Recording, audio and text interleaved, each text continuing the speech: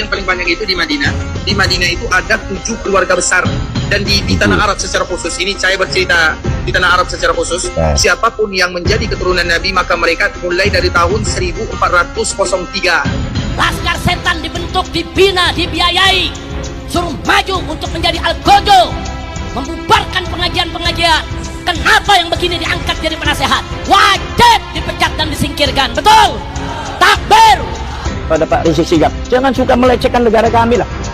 Sampai udah hidup enak di sini, sampai bisa berkarir di sini, hidup yang tenang di sini. Nggak usah melecehkan lah, nggak usah melecehkan apa namanya Pak Presiden atau Mama Jenderal siapa dengan kata-kata yang tidak senonoh.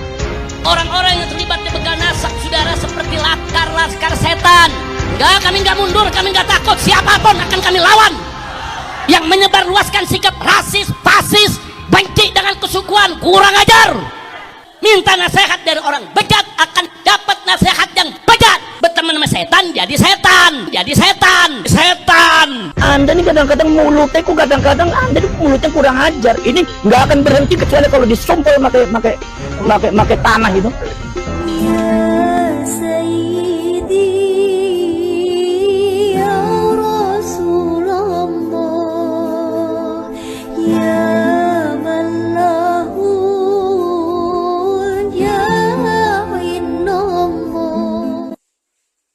Assalamualaikum ikhwan fillah. Di antara kalian pasti banyak yang baru mengikuti sengketa nasab klan Ba'alawi. Bagi yang tidak tahu awal titik masalah sengketa nasab ini dan kenapa sampai ribut besar antara keturunan Wali Songo dan klan Ba'alawi, kalian simak saja semua video yang kami buat sebelumnya. Di situ kalian akan langsung paham letak masalah yang terjadi. Tidak kami sensor semua fakta yang kami tampilkan, termasuk data dan fakta bahwa klan Ba'alawi pun tertolak di negaranya sendiri. Minta nasihat dari orang bejat akan dapat nasihat yang bejat. Orang-orang yang terlibat di begal nasab saudara seperti laskar setan dalam urusan adu domba anak bangsa, dalam urusan menghina para habaib. Enggak, kami nggak mundur, kami nggak takut, siapapun akan kami lawan. Yang menyebarluaskan sikap rasis, fasis, benci dengan kesukuan, kurang ajar. Analisa yang semacam itu saya menganggap penting untuk melaporkan kepada Presiden bahwa klan ini, yaitu klan Habib Ba'alawi, bukanlah keturunan Nabi Muhammad SAW.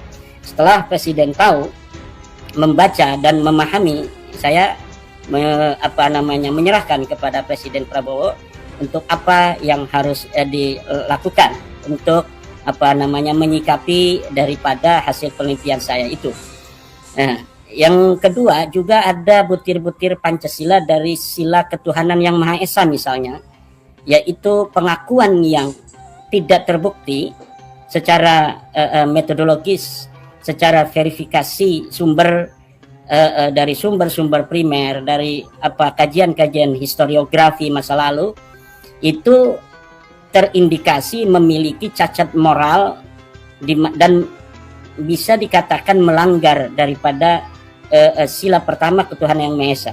Karena ini ada ajaran moral yang dilanggar, yaitu kedustaan publik. Orang yang bukan keturunan Nabi kemudian mengaku turun Nabi. Orang yang mengklaim dirinya turun Nabi tapi tidak punya bukti. Haplogrupnya adalah G, yang menunjukkan dia bukan keturunan Nabi, tetapi orang Arab saja bukan.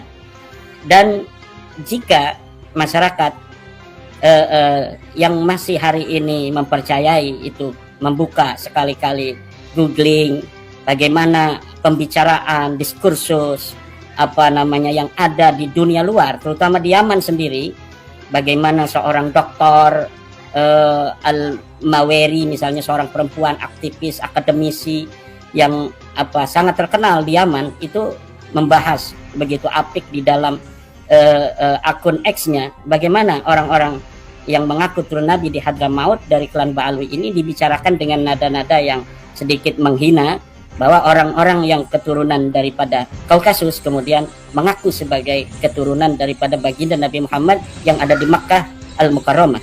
Bagaimana orang yang darahnya berteriak saya orang Kaukasus, sementara kiai-kiai kita kemudian dengan husnudzon menganggap mereka sebagai orang Mekah. Ini adalah sesuatu yang saya kira miris, dan ini tugas saya. Kalaulah Dr. Soleh Basari belum mau untuk berteriak seperti saya, minimal saya mau berteriak sehingga nanti teriakan saya didengar oleh banyak orang, kemudian akan banyak juga yang menyuarakan hal yang sama. Untuk apa? Ya untuk menjaga sesuatu yang terlahir dari klaim itu yang akan mengganggu. Nah, kalian sudah dengar sendiri bagaimana reputasi klan Baalawi di negara Yaman sendiri pun diragukan. Sementara klan Baalawi yang berada di Indonesia justru malah melakukan perlawanan yang keras. Tapi tidak ada satupun yang mendukung atau menguatkan mereka sebagai keturunan Nabi. Baik dari tes DNA, catatan sejarah, atau arkeologi peninggalan nenek moyang mereka. Yang mereka punya hanya teriakan di media publik. Orang yang tidak percaya mereka keturunan Nabi sama saja masuk dalam golongan laskar setan. Berikut ini apa yang mereka timbulkan di negara kita. Pertama, nilai-nilai kemanusiaan. Orang yang merasa superioritas dengan klaim, di mana klaimnya itu kalau bisa dibuktikan mungkin hanya setengah lah itu apa nilainya, nilai negatifnya. Tapi ini sudah klaimnya terlalu besar. Yaman itu bukan musuh bangsa Indonesia. Wali Songo itu saudara dari klan Baalawi, ulama Yaman, kakek moyangnya dari Yaman, yang mengislamkan Indonesia saudara. Habaib saudara, yang datang mengislamkan Palembang, yang datang mengislamkan Kalimantan, mengislamkan Sulawesi, mengislamkan Maluku, mengislamkan Irian. Habaib yang datang dari Yaman.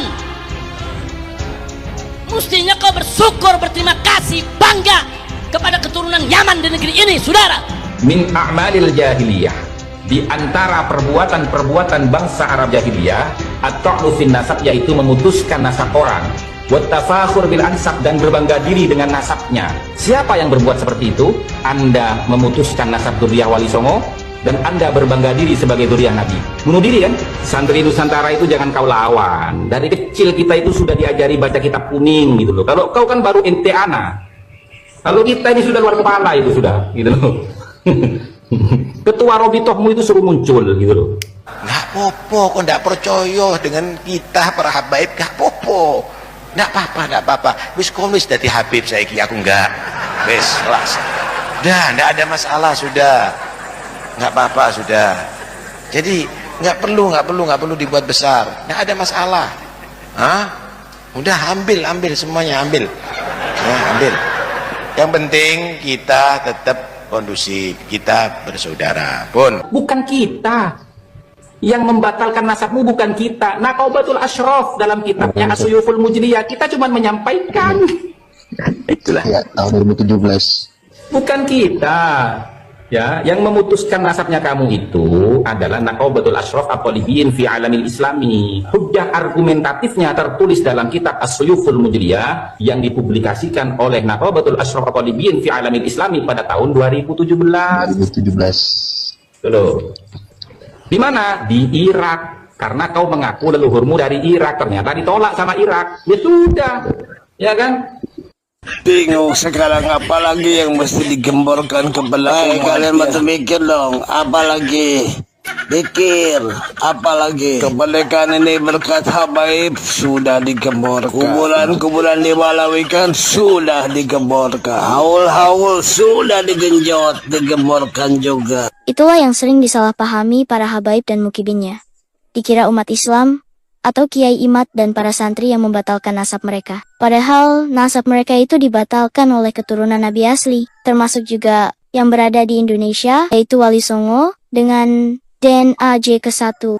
Salah seorang saudara kami, yakni Farhan bin Yahya Zubaidi, beberapa waktu yang lalu telah melakukan tes Y-DNA, dan hasil dari tes Y-DNA tersebut adalah haplogrup Y-DNA JM267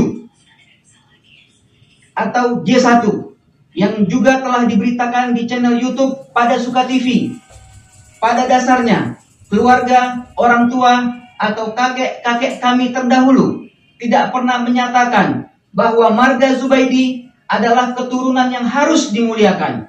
Keturunan Zubaidi berpedoman bahwa semua manusia di mata Allah adalah sama. Yang membedakan hanyalah keimanan dan ketakwaan di sisinya. Bohong! Wali Songo itu saudara dari klan Baalawi, ulama Yaman. Ketika dibuktikan klaim itu tidak ada. Namun dengan itu semua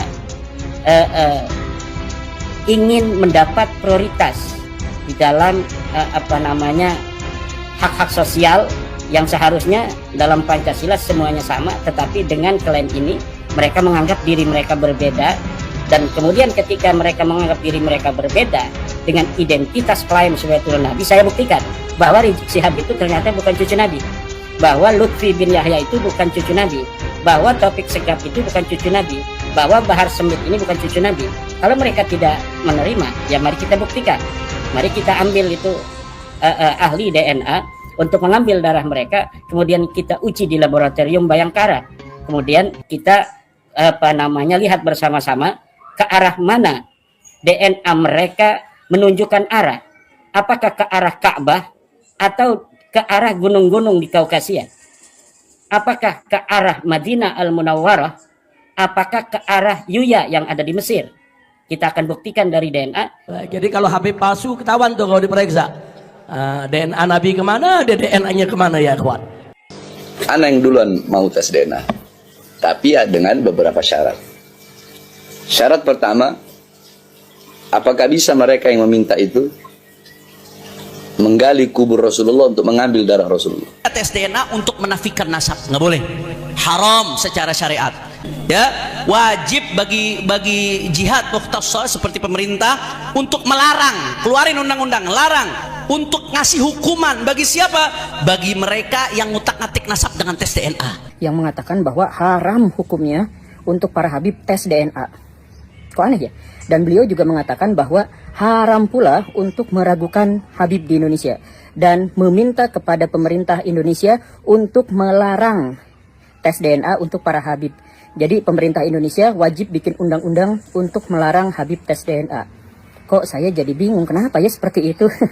Padahal di negara-negara yang lain, di belahan dunia yang lain, orang baru boleh ngaku habib kalau sudah punya sertifikat tanda tes DNA. Tapi keturunan Nabi yang paling banyak itu di Madinah. Di Madinah itu ada 7 keluarga besar. Dan di tanah Arab secara khusus, ini saya bercerita di tanah Arab secara khusus, siapapun yang menjadi keturunan Nabi, maka mereka mulai dari tahun 1403. Kalau sekarang kan 1447. Ya. Mulai dari 1403, siapapun itu di sana ya, siapapun yang mengaku keluarga Nabi, maka mereka harus ikut tes DNA. Oh, tes DNA. Bukan untuk menuduh. Tapi pemerintah ingin memberikan yang terbaik. Ya. Supaya nanti mereka tidak meminta-minta. Karena keluarga Nabi tidak boleh minta sedekah. Boleh. Keluarga Nabi harus dijaga kehormatannya. Ya. Maka yang bertanggung jawab atas keluarga Nabi itu siapa? Ya. Pemerintah. Secara umum. Untuk menghargainya. Ini di sana ya. Kalau di sini saya tidak tahu. Untuk menghargainya. Jadi siapapun yang mengaku keluarga Nabi, kemudian dites, sehingga pemerintah akan memberikan bantuan. Bisa jadi gaji per bulan, bisa jadi pokoknya tidak ada di antara mereka yang terbengkalai hidupnya. Fair kan? Jelas. Apa salahnya? Diminta tes, tidak ada salahnya. Yang mau tes silakan, yang tidak juga tidak menjadi masalah. Tidak akan merubah keturunannya selama-lamanya. Yang ikut tes untuk menjaga sahaja. Agar nanti kalau ada anak dan keturunan mereka yang miskin, mereka sudah ada yang menanggung jawabnya sehingga mereka bisa menjaga nama Nabi SAW. Itu saja yang diinginkan. Dan itu pun mereka tetap tidak memiliki hak privilege apapun. Heran saya, kenapa ya di Indonesia memang aneh-aneh? Benar sekali, harus seperti itu. Menyikapi keturunan Nabi besar umat Islam. Melakukan tes DNA bukan untuk menghinakan, tapi untuk mengetahui mana yang benar, biar semua kelihatan terang dan jelas. Kita pun sebagai umat Islam tidak salah menentukan penghormatan kepada keturunan Nabi yang asli. Sebab, di kota Yaman saja, ada yang menjadi Nabi palsu, apalagi cuma menjadi cucu Nabi.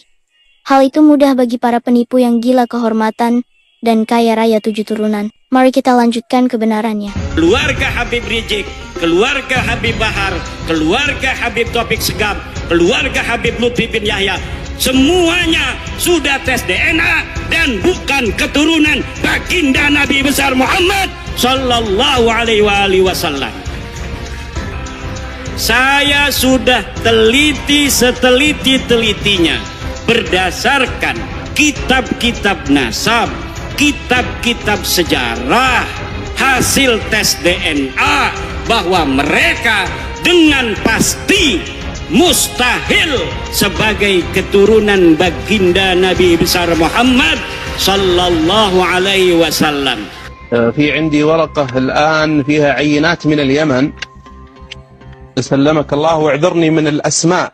في عندي سلمك الله فيه واحد سمى نفسه الشريف القرشي مثلا بدون اسم، يعني الشريف القرشي، وهنا في طالع على جي، وهذه ليست سلالة عربية إطلاقا. وفيه عندي عينتين من 3 عينات من اليمن يتسمون يدعون الشرف والنسب إلى النبي صلى الله عليه وسلم. منها قبيلة مشهورة في حضرموت من صوفية حضرموت. واعذرني من التسمية، هذه طالعة على جي وليست على J1، وجي مستحيل. Kita juga akan buktikan melalui studi analisis sumber-sumber primer yang saya punya, baik sumber-sumber primer dalam genealogi kitab-kitab nasab maupun kitab-kitab sejarah. Itu sebenarnya yang ingin saya laporkan kepada Presiden Prabowo, Kang Mas Yusuf Mas. Hendra Baliho yang terlibat KM50, saudara, langsung ataupun tidak langsung, dan terlibat dalam operasi begal nasab, mengadu domba habaib dengan kiai. Kiai diadu domba, habaib diadu domba, umat Islam dipecah belah, laskar setan dibentuk, dibina, dibiayai, suruh maju untuk menjadi algojo, membubarkan pengajian-pengajian. Kenapa yang begini diangkat jadi penasehat? Wajib dipecat dan disingkirkan. Betul? Takbir. Pada Pak Rizik Sihab, jangan suka melecehkan negara kami lah. Sampai udah hidup enak di sini, dan sampai bisa berkarir di sini, hidup yang tenang di sini. Nggak usah melecehkan lah. Nggak usah melecehkan apa namanya Pak Presiden atau Mama Jenderal siapa dengan kata-kata yang tidak senonoh. Orang-orang yang terlibat di begal nasab, saudara, seperti laskar setan. Enggak, kami enggak mundur, kami enggak takut, siapapun akan kami lawan. Yang menyebarluaskan sikap rasis, fasis, benci dengan kesukuan, kurang ajar. Minta nasihat dari orang bejat akan dapat nasihat yang bejat. Berteman sama setan, jadi setan, jadi setan. Anda ini kadang-kadang mulutnya kok kadang-kadang Anda itu mulutnya kurang ajar. Ini nggak akan berhenti kecuali kalau disumpel pakai tanah itu. Apapun alasannya, ketika tujuannya menghancurkan negara kesatuan Indonesia, maka kita PWI Laskar Sabila siap berjuang untuk bangsa, siap berjuang untuk negara. Mestinya kau bersyukur, berterima kasih, bangga kepada keturunan Yaman di negeri ini, saudara. Dengan Rizik Sihab mengklaim bahwa Wali Songo itu adalah bagian dari klan Ba'alawi, dia mengharapkan adanya efek domino dari masyarakat Islam hari ini untuk bersikap yang penuh terima kasih kepada dia dan klannya. Kalau kita baca di Twitter misalnya, atau X sekarang, bagaimana perdebatan orang-orang Yaman tentang nasab Ba'alawi, ini mungkin akan banyak yang sadar. Semoga umat Islam banyak yang sadar ya, bahwa ini fakta bukan saja di Indonesia, nasab klan Ba'alawi digugat, tapi di negaranya sendiri kota Yaman, nasab mereka pun sudah tidak dihargai. Jika di kampung halaman sendiri tidak dipercaya, maka sudah pasti mati-matian di kampung orang lain mencari kepercayaan. Walaupun dengan muka tembok seperti ucapan Habib Rizik tadi, mengklaim Wali Songo ulama dari Yaman. Wali Songo itu, saudara, dari klan Ba'alawi, ulama Yaman yang mengislamkan Indonesia, saudara. Habaib yang datang dari Yaman. Mestinya kau bersyukur, berterima kasih, bangga kepada keturunan Yaman di negeri ini, saudara. Contoh, saya sudah screenshot satu tweet atau satu X dari Dr. Nadine Al-Maweri. Dr. Nadine Al-Maweri ini adalah sangat terkenal sebagai seorang akademisi di Yaman. Bagaimana dia bicara tentang nasab Ba'alawi?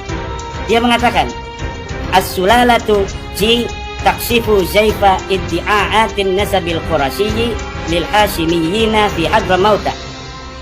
Haplogrup G telah membuka kepalsuan klaim-klaim nasab Quraisy Hashimi di Hadramaut. Nasabu al-alawiyyin al-ba'alwi fi Hadramauta yuqaddimuna anfusahum ala annahum min duratil Husain ibn Ali bin Abi Talib wa hadha ya'ni hasab riwayatin nasabiyyah annahum qurasyiyuna min Adnan. Para orang-orang Ba'alawi mengaku sebagai keturunan Husain dari Ali bin Abi Talib. Wa hadha ya'ni hasab riwayatin nasabiyyah annahum qurasyiyun. Ini menurut riwayat nasab mereka adalah orang Quraisy, min Adnana, dari Adnan. Ajainatuhum yambaghi an takuna ala sulalati jiwat. Yakni genetik mereka seharusnya ada dalam haplogrup J1. Wahyal aksaru syuyu'an indal qabailil arabiyyatil adnaniyyati wal quraisyiyah. Haplogrup J1 ini adalah haplogrup mayoritas yang tersebar di kabilah-kabilah Arab Adnani dan Quraisy. Al-waqi'ul jaini, kenyataan genetik, hasbanata iji puhusati DNA, menurut hasil uji DNA, kasirun minal puhusatil jainiyah allati dhaharat fi masyari'i ansabin bisanawatil akhirah adharat anna aghlaba al-alawiyyin fi Hadramauta yantamuna lissulalati J. Kenyataan genetik mereka hasil dari uji DNA di tahun-tahun terakhir telah memperlihatkan mayoritas mereka, para orang yang mengklaim Hashimi di Hadramaut itu berhaplogrup G, Golf. As-sulalatu G, mahia adnaniyatun wala qurasyiyatun. Sulalah G, bukanlah orang-orang Adnan dan bukanlah orang-orang Quraisy. Bal hiya murtabitatun aksara bal hiya murtabitatun aksaru bi usulin minal Kaukazi wal Anadol wa intaqalat lahiqan limanatiqa ukhra. Sedangkan haplogrup G ini adalah terkait secara mayoritas dengan orang-orang Kaukasus dan orang-orang Anadol, dan kemudian berpindah kemudian ke negeri-negeri lain. Ini salah satu yang ada di media sosial yang bisa diakses oleh kita hari ini, orang-orang Indonesia yang sedang menghadapi polemik nasab. Kalau kita mau misalnya untuk udahlah saya nggak mau ikut Kiai Iman, dia orang santri seperti kita, ikutlah kepada orang-orang yang ada di Yaman ini, karena orang Indonesia itu memiliki inferioritas jika berhadapan dengan orang asing, dan ini yang harus kita sebagai generasi Nahdlatul Ulama hari ini mengikis sifat-sifat inferioritas yang submisif, yang gampang patuh, gampang percaya sama orang, untuk kemudian bisa dimanfaatkan oleh kepentingan-kepentingan orang.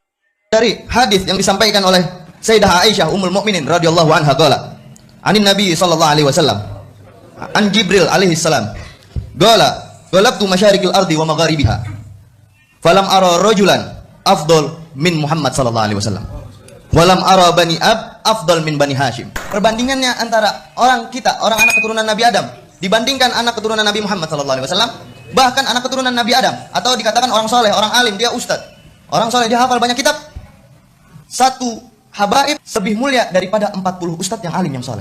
Kiai ini alim, sedangkan si Habib ini kesian tampaknya kada tapi alim. Mana mulianya? Maaf. Bahkan si Habib ini dilihat tampaknya tuh model kayak kada waras.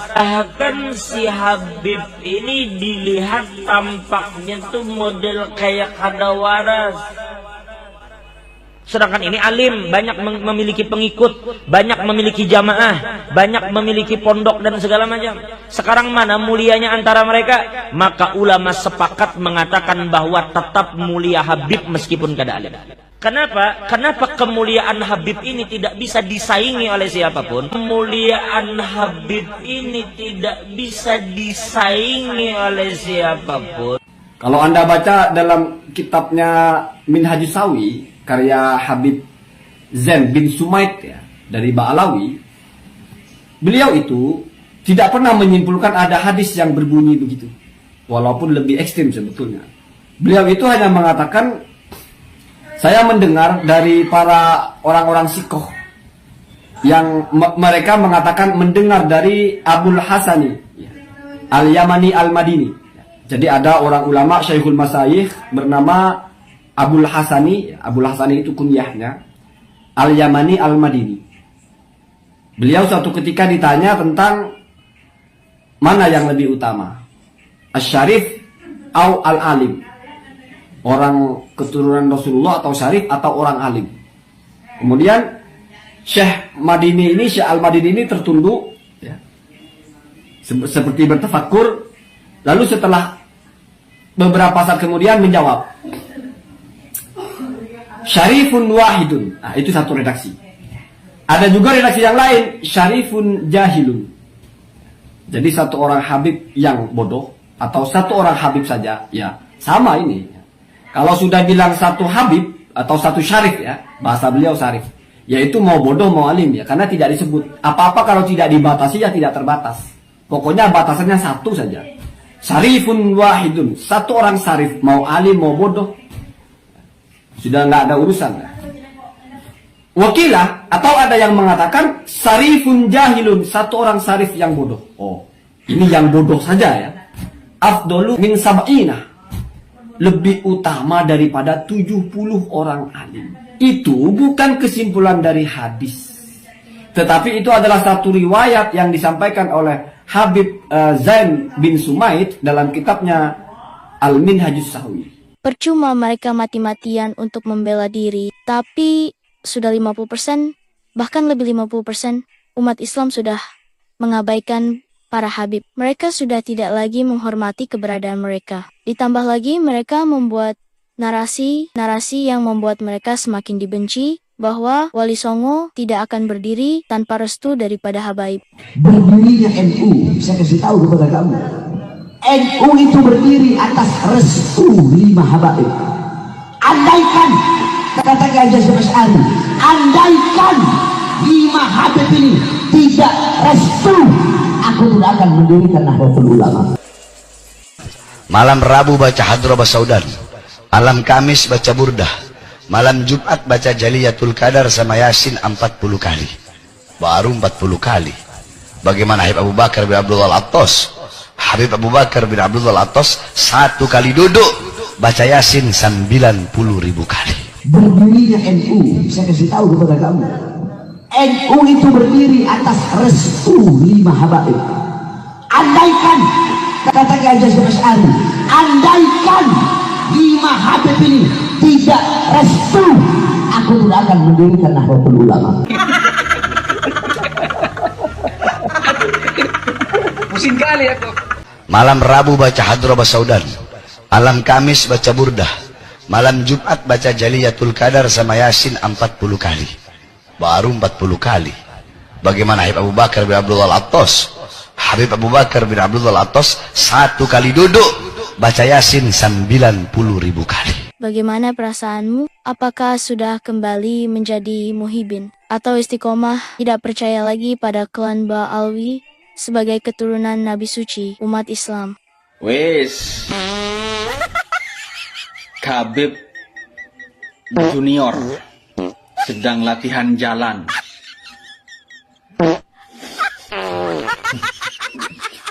Ya ampun,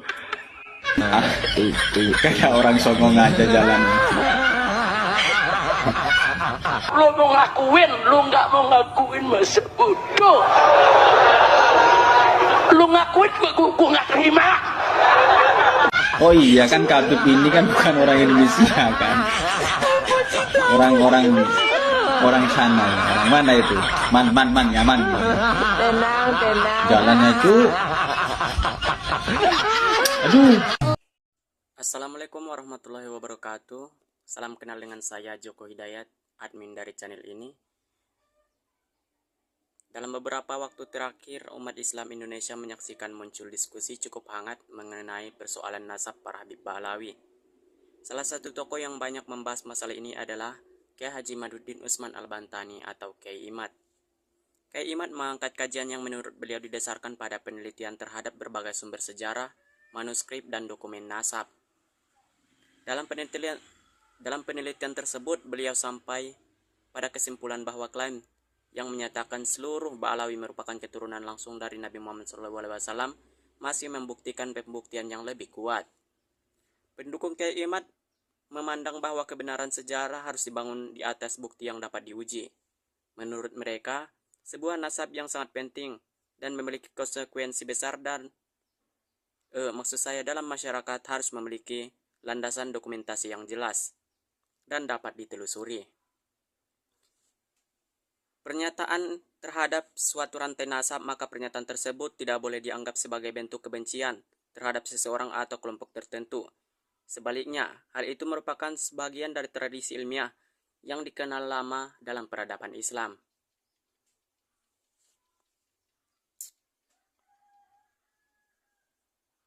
Para ulama terdahulu pun mengkaji sanad hadis riwayat sejarah, bahkan silsilah keluarga dengan sangat teliti.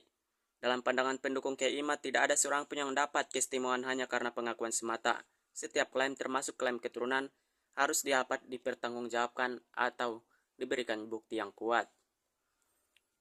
Karena itu, mereka menilai bahwa apa yang dilakukan Kiai Imad merupakan upaya akademik untuk mencari kejelasan sejarah. Mereka menganggap keberanian beliau dalam mengangkat isu yang sensitif patut dihargai sebagai bagian dari kebebasan ilmiah dan tradisi kritik yang sehat. Namun demikian, kita juga harus memahami bahwa banyak ulama, habib, dan peneliti lain yang tidak sependapat dengan kesimpulan tersebut. Mereka memiliki argumentasi, dokumen, dan kajian yang menurut mereka mendukung kesinambungan nasab Balawi hingga Rasulullah SAW. Maksud saya kesinambungan nasab Balawi hingga kepada Rasulullah SAW. Oleh sebab itu, penting untuk dipahami bahwa persoalan ini masih menjadi perdebatan di kalangan para peneliti dan ulama. Masing-masing pihak memiliki argumentasi yang mereka yakini kuat. Sebagai umat Islam, sikap yang bijak adalah mendahului ilmu, adab, akhlak dalam berdiskusi. Jangan sampai perbedaan dapat mengenai sejarah dan nasab membuat kita saling mencela dan memutus persaudaraan sesama Muslim. Apabila seorang mendukung pandangan Kiai Imad, seperti saya sendiri mendukung pandangan Kiai Imad, maka saya tetap juga menghormati pandangan orang lain. Dan begitu juga sebagai pendukung para habib. Meskipun mereka ingin menyangkal pendapat dari Kiai Imad, maka mereka juga harus menghormati pendapat orang lain dan tidak hanya menyangkal menggunakan kalimat tanpa pembuktian yang lengkap.